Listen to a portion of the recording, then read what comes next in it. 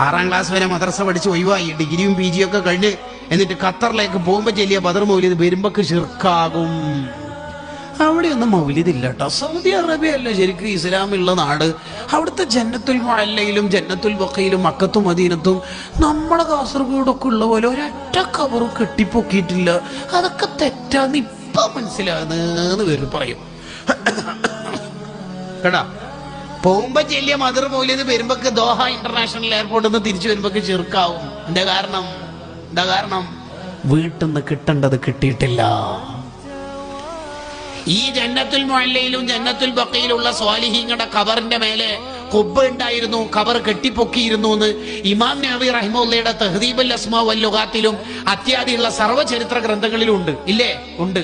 ആ ചരിത്ര ഗ്രന്ഥങ്ങളിൽ ഉള്ളത് പിന്നെ കളവാവോ? അല്ല, അത് കളവായിട്ടല്ല.